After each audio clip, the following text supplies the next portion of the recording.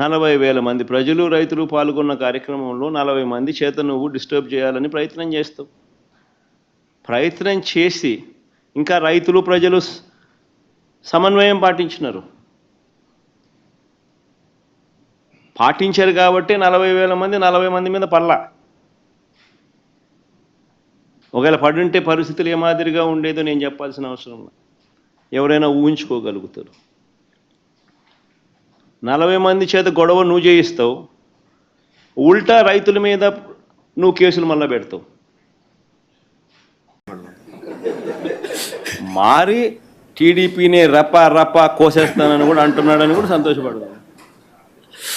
నిజంగానే బాధ ఉంటుందేమో కదా వాళ్ళకు కూడా.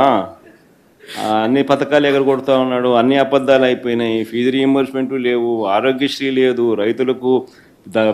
రైతులకు పెట్టుబడి సహాయం రావడం లేదు, పెట్టుబడి గిట్టుబాటు ధరలు రావడం లేదు, మరో పక్క అబద్ధాలు మోసాలతో సూపర్ 6లు లేవు, సూపర్ 7లు లేవు.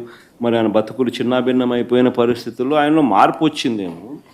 వచ్చి ఆయన కూడా టీడీపీ యాక్టివ్ మెంబర్ అయినా కూడా వైసీపీలోకి తాను చేరి టీడీపీ వాళ్ళ ఫోటోను, టీడీపీ వాళ్ళ మీద ఆయన ఆక్రోశం చూపిస్తూ ఏమన్నాడు, ఏ జాతరలో, గంగమ్మ జాతరలో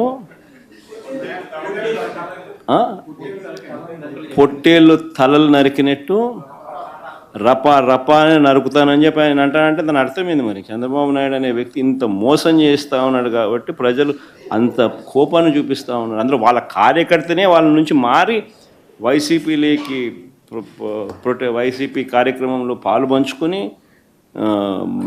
మన అభిమానస్తుడై నెక్స్ట్ టీడీపీ ప్రభుత్వంలో టీడీపీ వాళ్ళను రపా ఏం జాతరలోది, గంగమ్మ జాతరలో ఏం పొట్టేలు తల నరికినట్ట రపా నరుకుతాను. మంచిది కదా.